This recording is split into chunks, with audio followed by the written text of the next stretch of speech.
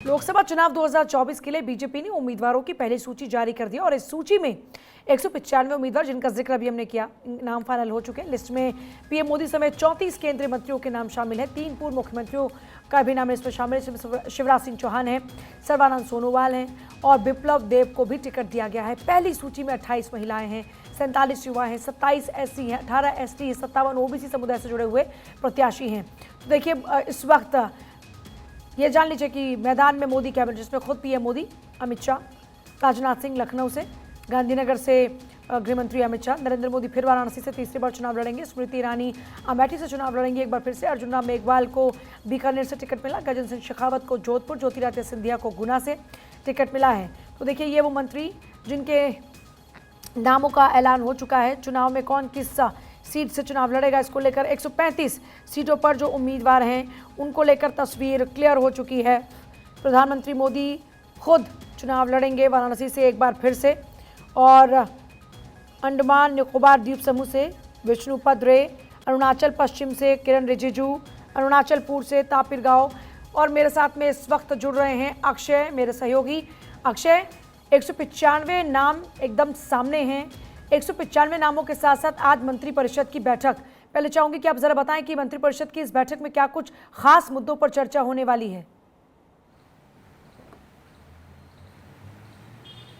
देखिए पूजा, सबसे बड़ी बात ये रही है कि मंत्रिपरिषद की ये जो बैठक है काफ़ी महत्वपूर्ण इसलिए हो जाती है क्योंकि अब लोकसभा चुनाव की घोषणा कभी भी की जा सकती है। ये माना जा रहा है कि अंतिम मंत्रिपरिषद की बैठक है और इस मंत्रिपरिषद के जरिए प्रधानमंत्री नरेंद्र मोदी उन तमाम मंत्रियों को संदेश देंगे कि किस विजन के साथ, किस उत्साह के साथ चुनाव मैदान में उतरना है, और चाय पार्टी के साथ साथ तमाम सजेशंस भी दिए जाएंगे और मंत्रियों से रिपोर्ट कार्ड भी पीएमओ ने मांगा है, उस पर भी चर्चा की जाएगी, ऐसी संभावना व्यक्त की जा रही है क्योंकि सभी मंत्रियों के रिपोर्ट कार्ड को पीएमओ ने कुछ दिन पहले ही मंगा लिया था, लगभग 10 दिन पहले, और उसको सचिवालय को सौंप भी दिया गया था रिपोर्ट कार्ड, तो उस पर चर्चा की जाएगी, ऐसी खबरें आ रही हैं। और ये बताया जा रहा है कि क्योंकि अब चुनाव की घोषणा कभी भी हो सकती है, प्रधानमंत्री नरेंद्र मोदी चाहते हैं कि सभी मंत्रियों से 1 to 1 हो सके क्योंकि कुछ ऐसे मंत्री हैं जैसे कि मीनाक्षी लेखी जिनको कि इस बार टिकट नहीं दिया गया है, तो एक तरफ से देखा जाए तो कहीं ना कहीं फेयरवेल पार्टी टाइप का भी उनके लिए सम्मान हो सकता है क्योंकि अब बांसुरी स्वराज उनकी जगह पर चुनाव लड़ने जा रही हैं। 195 प्रत्याशियों की जो लिस्ट बीजेपी ने जारी की है उसमें कई ऐसे सांसद रहे हैं जिनका को टिकट नहीं दिया गया है। खास करके दिल्ली में अगर देखा जाए तो प्रवेश वर्मा का टिकट कटा है, मीनाक्षी लेखी का टिकट कटा है, हर्षवर्धन जो पूर्व मंत्री रहे हैं उनका भी टिकट काटा गया है, प्रवीण खंडेलवाल को वहाँ चांदनी चौक से टिकट दिया गया है। साफ तौर पर कह सकते हैं कि अब मंत्रिपरिषद की बैठक इसलिए महत्वपूर्ण हो जाती है क्योंकि प्रधानमंत्री एक तो 1 to 1 इंटरेक्शन करना चाहते हैं सभी मंत्रियों के साथ, और किस विजन के साथ उनको चुनाव मैदान में उतरना है, किस तरह से एजेंडे को सेट करना है, किस तरह से वो लोगों के बीच जाए और जो केंद्र सरकार की योजनाएं हैं वो किस तरह से लोगों के बीच प्रचारित कर सके ताकि आने वाले समय में 2024 में एक बार फिर से मोदी सरकार वापस आ सके। प्रधानमंत्री नरेंद्र मोदी की ये मंत्रिपरिषद की बैठक काफ़ी महत्वपूर्ण हो जाती है इस मायने में भी कि अब चुनाव नज़दीक है और सभी को एजेंडा सेट करना है, प्रधानमंत्री को भी एजेंडा सेट करना है कि किस मकसद के साथ उन्होंने पिछले 10 साल में काम किए हैं। पिछले 10 साल में देखा होगा तो तमाम चीज़ों को लेकर के प्रधानमंत्री लगातार सक्रिय रहे हैं, चाहे वो राशन पहुंचाने का योजना रही हो, 80 करोड़ से ज़्यादा लोगों को राशन पहुंचाने का काम किया गया हो, इसके अलावा हाईवेज़ और नेशनल हाईवेज़ के बाद में डिफेंस सेक्टर में किस तरह से काम हुए हैं और किस तरह से लोगों का जीवन सुधरा है। नीति आयोग हालांकि कहता है कि 5% सिर्फ गरीबी रह गई है, लेकिन विपक्ष लगातार निशाना साधता रहा है कि सरकार आंकड़े छुपा रही है। ऐसे में प्रधानमंत्री नरेंद्र मोदी मंत्रियों के साथ संवाद करेंगे और मंत्रियों को एकजुट रह करके लोकसभा चुनाव जीतने का मंत्र देंगे। तो साफ तौर पर है पूजा कि आज की बैठक काफी महत्वपूर्ण हो जाती है। मंत्रिपरिषद के सभी सहयोगी, सभी ये माना जा रहा है कि 2047 के विजन को लेकर मंत्रिपरिषद की इस बैठक में चर्चा होने जा रही है। ये जिस 2047 के विजन की बात हो रही है, इसमें किन महत्वपूर्ण पहलू पर चर्चा होगी, इसको लेकर कोई खास जानकारी मिल रही है क्या अभी?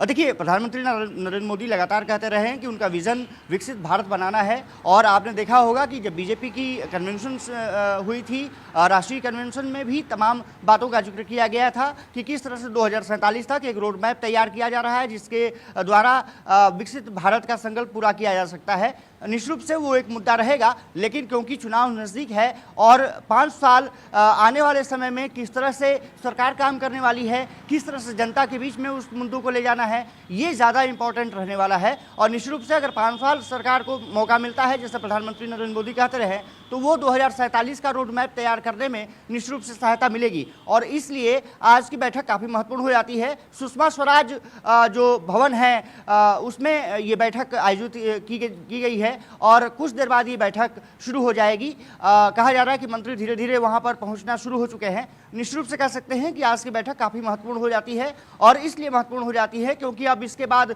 चुनाव की घोषणा हो जाएगी और चुनाव में सभी मंत्रियों को, सभी सांसदों को एकजुट रह करके भारतीय जनता पार्टी के पक्ष में प्रचार करना है। मतलब बहुत जैसा आपने कहा कि तमाम बातों का लबो-लुआब ये है कि चुनाव से पहले आज मंत्री परिषद के लोगों के साथ चर्चा का मतलब ये है कि जिनको टिकट मिली है उनको लेकर पिक्चर क्लियर है, और अब सबको बस एक ही संदेश होगा कि जिनका टिकट कटा भी है वो भरोसा करें और मौजूदा सरकार को फिर से रिपीट कराने में मदद करें।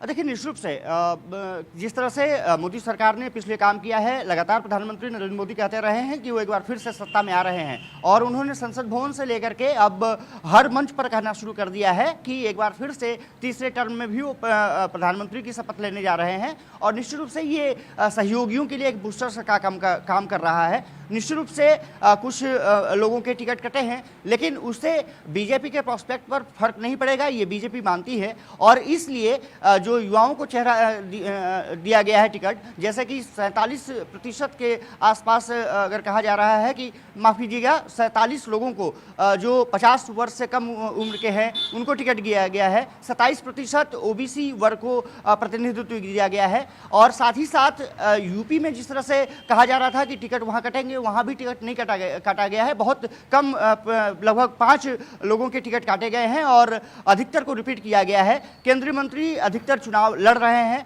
ऐसे में निश्चित रूप से प्रधानमंत्री का ये जो मंत्र होगा निश्चित रूप से बूस्टर डोज का काम करेगा। और अब चुनाव में बीजेपी को उतरना है। ऐसे में मंत्रिपरिषद की बैठक काफ़ी महत्वपूर्ण है। केंद्रीय मंत्री होंगे, इसके अलावा राज्य मंत्री भी होंगे। मंत्रिपरिषद के सभी सदस्य यहाँ पर आमंत्रित किए गए हैं। चाय नाश्ते के साथ साथ प्रधानमंत्री नरेंद्र मोदी एक विजन क्लियर करेंगे कि किस विजन के जरिए 2024 का चुनाव जीता जा सकता है। और निश्चित रूप से कहा जा रहा है कि आज की बैठक के बाद प्रधानमंत्री नरेंद्र मोदी न सिर्फ कुछ राज्यों का दौरा करने वाले हैं, बल्कि चुनाव में पूरी तरह से बिगुल बच चुका है। एक तरफ से देखा जाए तो बस घोषणा होनी बाकी है। बीजेपी ने तैयारियां कर रखी है और पहली लिस्ट में जो 195 उम्मीदवारों की घोषणा की गई है, पूजा, आपने देखा होगा कि युवाओं को भी मौका है, महिलाओं को भी मौका है। दिल्ली में 2 महिलाओं को मौका दिया गया है। भले ही मीनाक्षी लेखी का टिकट काट दिया गया हो, लेकिन उनकी जगह पर पूर्व विदेश मंत्री रही सुषमा स्वराज की बेटी बांसुरी स्वराज को टिकट दिया गया है। और प्रवेश वर्मा की जगह पर कमलजीत सहरावत को टिकट दिया गया है,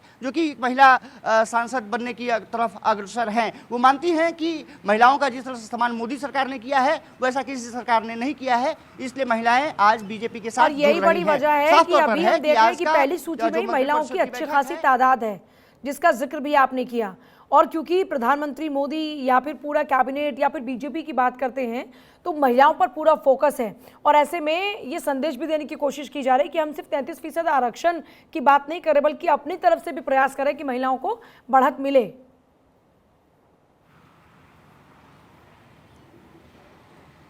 बिल्कुल, जिस तरह से 195 उम्मीदवारों की लिस्ट जारी की गई है उसमें साफ तौर पर है कि जिस तरह से महिलाओं को प्रमुखता दी गई है, चाहे रेखा वर्मा का टिकट एक बार फिर से फाइनल किया गया हो, हेमा मालिनी का एक बार फिर से टिकट फाइनल किया गया हो, बांसुरी स्वराज का टिकट फाइनल किया गया हो, कमलजीत सहरावत महिला सांसद के रूप में नजर आ सकती हैं। ऐसे में तमाम बातों का निश्चित रूप से बीजेपी ने कोशिश की है कि वो सभी महिलाओं को भी मौका दिया जा सके। केंद्रीय राज्य मंत्री हैं साध्वी निरंजन ज्योति एक बार फिर से चुनाव लड़ रही हैं, फतेहपुर से वो चुनाव लड़ने जा रही हैं। साफ तौर पर है कि बीजेपी ने एक संदेश देने की कोशिश की गई है कि बीजेपी में सभी के लिए स्थान है, चाहे महिलाओं और भी देखिए हो, ओबीसी 47 का आंकड़ा युवाओं का, 57 का आंकड़ा ओबीसी का।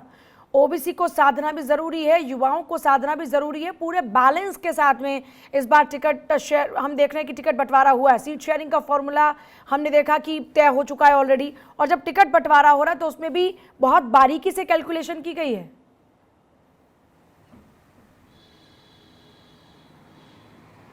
देखिए पूजा, एक एक सीट पर बीजेपी ने मंथन किया है, और पहले कोर ग्रुप की बैठक, फिर राज्य के नेताओं के साथ बैठक, उसके बाद जेपी नड्डा अमित शाह के साथ बैठक, और उसके बाद प्रधानमंत्री नरेंद्र मोदी के नेतृत्व में जिस तरह से केंद्रीय चुनाव समिति की बैठक हुई, उससे साफ जाहिर हो गया था कि बीजेपी ने हर राज्यों के लिए मंथन किया है, और साथ साथ जो सहयोगी दल है उसके लिए भी समीकरण बैठाए जा रहे हैं। अगर यूपी की बात करें तो यूपी में आपने देखा होगा कि चाहे संजय निषाद हो, उनको भी एक टिकट दिया गया है। हालांकि बीजेपी के टिकट पर उनका बेटा चुनाव लड़ेगा। जयंत चौधरी के बारे में कहा जा रहा है कि कल उनकी मुलाकात हो चुकी है। 2 सीटों पर निश्चित रूप से वो चुनाव लड़ने जा रहे हैं। बागपत और बिजनौर की वो सीटें हो सकती हैं, एनडीए में वो शामिल हो चुके हैं। इसके अलावा भाजपा की जो ओम प्रकाश राजभर है, उनके कोटे में एक मंत्री आ रहा है। इसके अलावा अगर अपना दल की बात करें तो 2 सीटें वो चुनाव लड़ने जा रहे हैं। एक तरफ तो खुद अनुप्रिया पटेल होंगी जो मिर्जापुर से चुनाव लड़ेंगी, जैसी कि उम्मीद जताई जा रही है, क्योंकि वो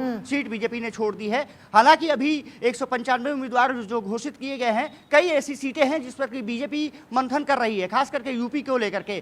मेनका गांधी की सीट फाइनल अभी नहीं हुई है। संतोष गंगवार बड़े एक चेहरा रहे हैं, लगभग 8 बार से सांसद हैं, उनकी अभी सीट फाइनल नहीं हुई है। पीलीभीत से वरुण गांधी सांसद हैं, अभी उनकी सीट पर कोई चेहरा नहीं उतारा गया है। साफ तौर पर है कि ये सीटें कुछ निश्चित रूप से बड़ी हैं, और उसको लेकर के प्रधानमंत्री को डिसाइड कर रहे हैं कि किसको उतारा जाए। वापस आ रही हूं, लेकिन इस बीच एक बड़ी खबर, अक्षय मैं आपके पास वापस लौटूं। इस बीच एक बड़ी खबर, लोकसभा चुनाव से पहले मंत्रिपरिषद की बैठक और पीएम मोदी बैठक की अध्यक्षता करेंगे। बैठक में सरकार के कामकाज की समीक्षा होगी, नीतिगत और शासन संबंधित मुद्दों पर चर्चा होगी।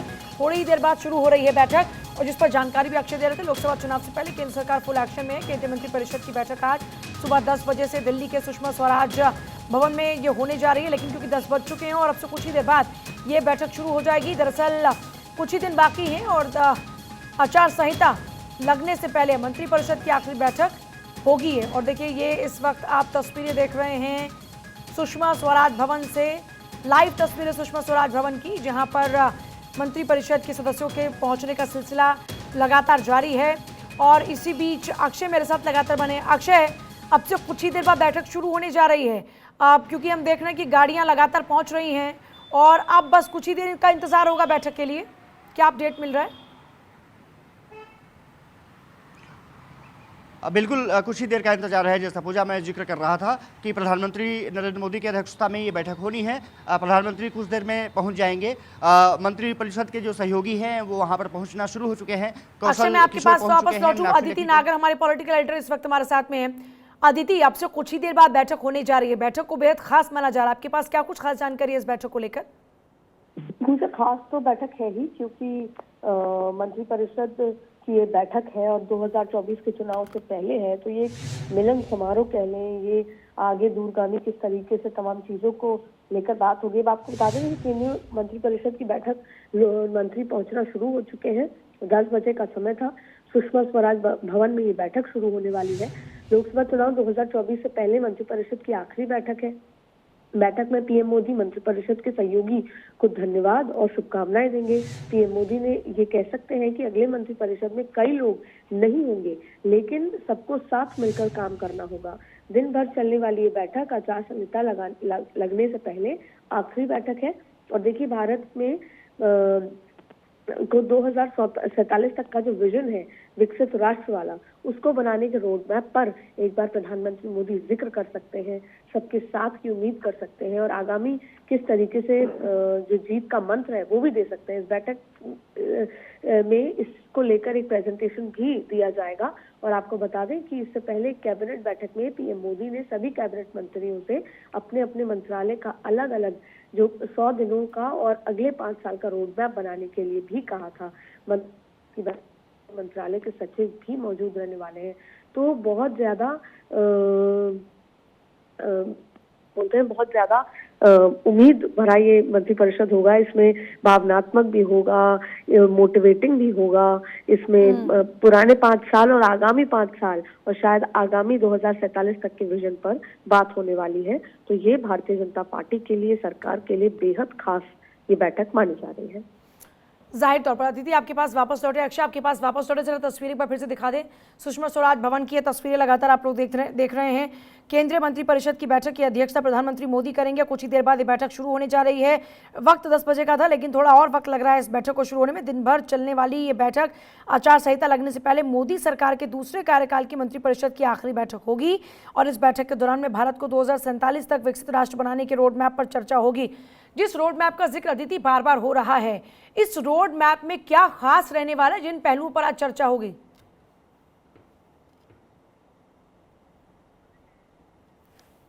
अक्षय हमारे साथ में लगातार बने। अक्षय, आपसे भी मेरा यही सवाल रहेगा रोड मैप की, क्योंकि इससे पहले भी हम इस पर चर्चा करते रहे, अभी भी रिसेंटली भी आपने बताया, लेकिन फिर भी पॉइंट वाइज अगर जिक्र किया जाए तो वो कौन कौन से पॉइंट रह सकते हैं, क्योंकि सरकार को पूरा भरोसा है कि वो रिपीट करने जा रहे हैं।